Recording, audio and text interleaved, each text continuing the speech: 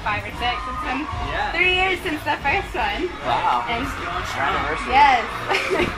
So, what's it like being back on the road again? It's great. It's we're getting to play some new material which we haven't done in a little while, and we're really proud of it. And it's cool. It's just it's been a couple of dates for us, and it's just the crowd's been awesome. We love being on the road, so it's awesome. Okay, awesome.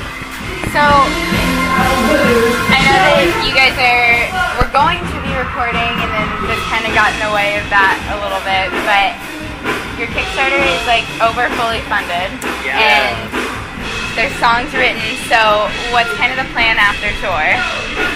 Plan after tour? Well, we have 5 songs that we recorded. We actually recorded a few weeks ago in North Hollywood, California, and we just took our time and really crafted a really great album we're really proud of.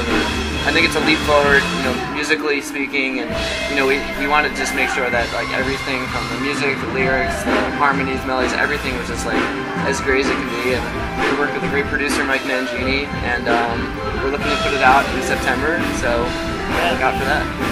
Yeah, the Kickstarter was a good way for us to just make sure we can bring the best to you guys, and it's definitely gonna be coming out. And I will give you a quick exclusive since you're asking about the music. Because it's something we like to do and our fans are so amazing, and the Kickstarter is overfunded already with still 2 days left, we decided to give away a free single. So when you come to the show on this tour, the Summer of Love tour, we will be handing out as many as we possibly can this card right here, this download card, and it has a little access code that you put in and you get a free download of our new song Serendipity. So, and I've heard the song is awesome. Yes, so thank you. Yes, we're playing it in our set on this tour, so if you come out to a show, you'll hear it live as well. I'm stoked to hear it tonight. Yeah. So, I mean, we were talking a little bit about it beforehand, just how one moment can totally change everything that you're doing, and it could be a chance encounter, it could be a meeting with some producer, it could be a song that you write. So, do you have a moment that you kind of remember is that one moment for you? There's been a lot of them. Yeah, there's been a lot. I mean, everything from, when you look back at certain things, it's amazing how things connect. Yeah, the Chris Dice, Yeah, our first producer. Well, even going back, Jason and I met in high school, and he didn't take an art class his freshman year, so he had to take it his sophomore year. And I was in my freshman year. I got transferred into this art class, and who was in the art class but Mike?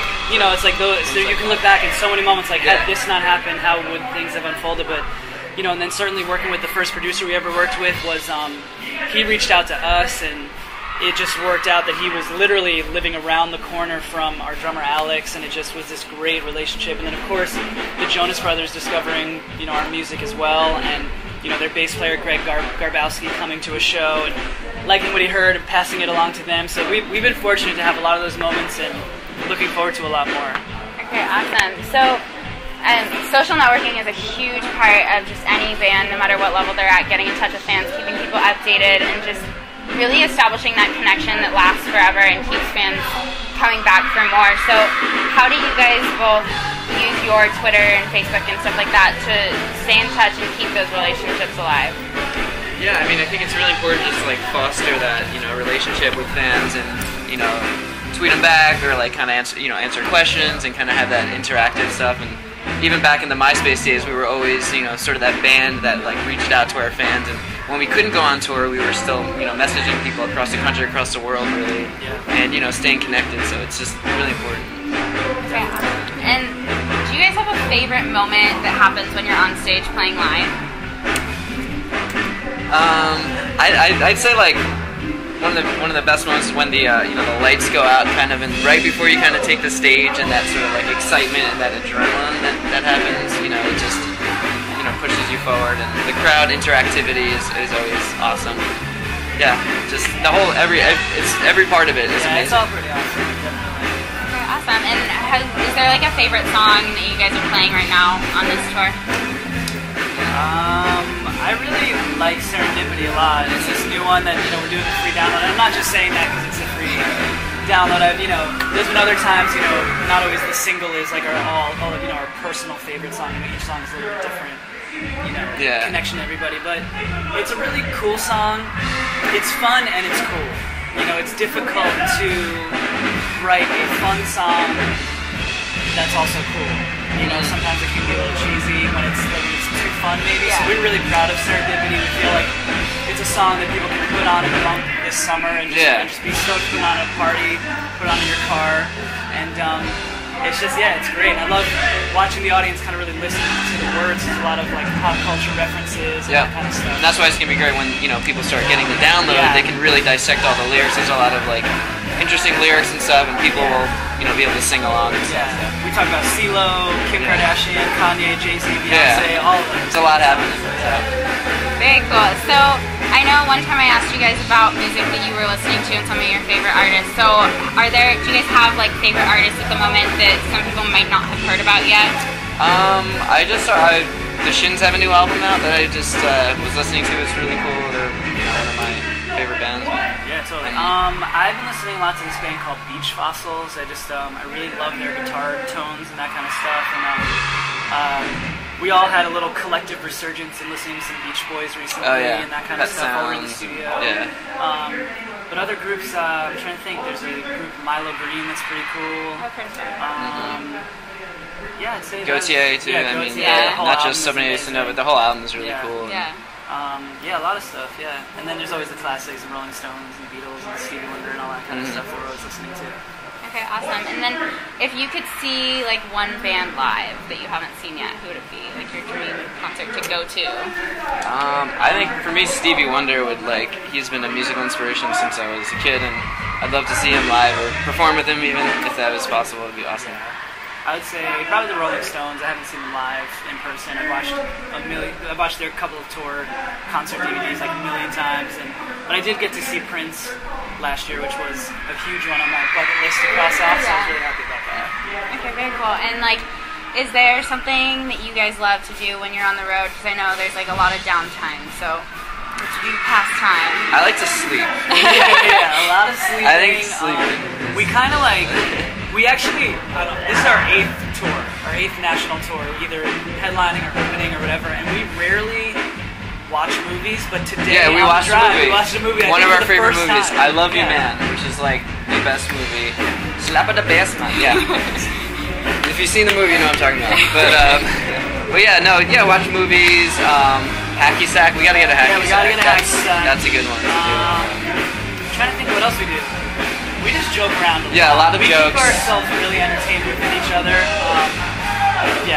That's just a lot of tour jokes. Tour jokes. Like a tour joke will start in the beginning of the tour and just basically carry throughout the whole tour. Yeah. Until it's just ingrained. Yeah. That's fun. Have you figured out your tour joke for this tour? There was Wait, there was one. What was?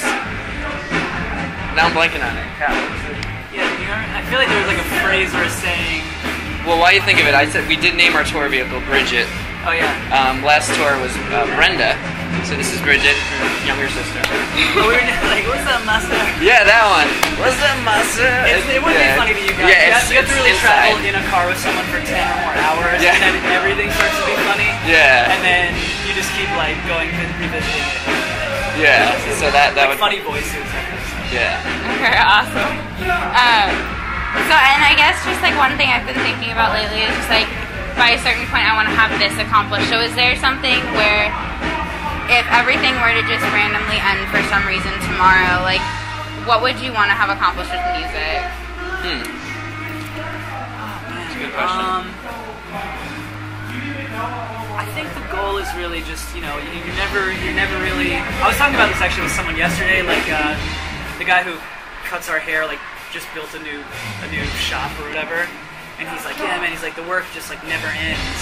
And I was thinking to myself, yeah, exactly, when you build something yourself, whether it's a store or a band, it's just, it really never ends. I mean, even the Rolling Stones, they just celebrated the 50th anniversary of their first gig. Yeah. And they're still, and same with Paul McCartney, there's still milestones to hit. So I mean, I'll just answer that by saying I don't want it to end really. I just want to be able to still keep having things to shoot for.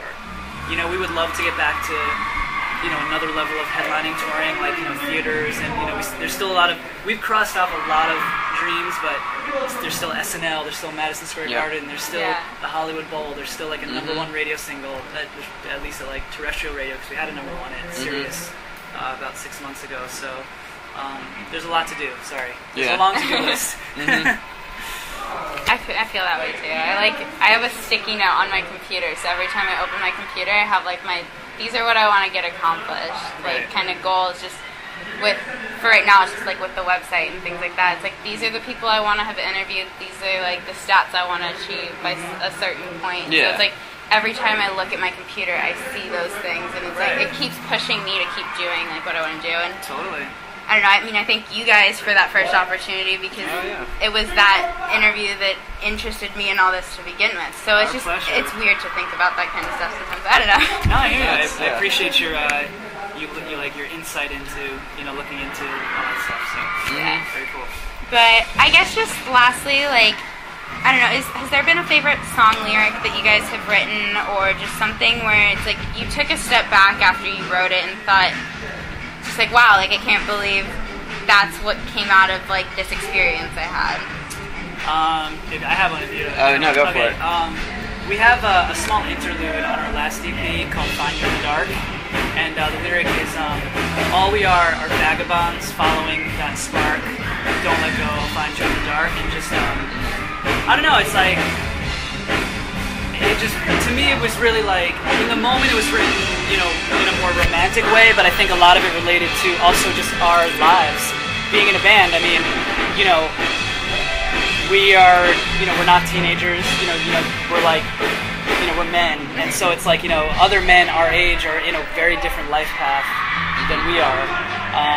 I mean, we're still very young, but it's like being in a band, you really are following this continuous spark, and it may not ever get satisfied, really. Yeah. It's just a constant journey that you go on, and I looking back at that lyric, I felt like I kind of made a little bit of peace with that. I like in One of a Kind, I'll treat you like a flower while he treats you like a petal. I always thought that was a really cool kind of poetic phrase. You could just like kind of put that on the wall or a tattoo. Kind of. Good imagery. Yeah.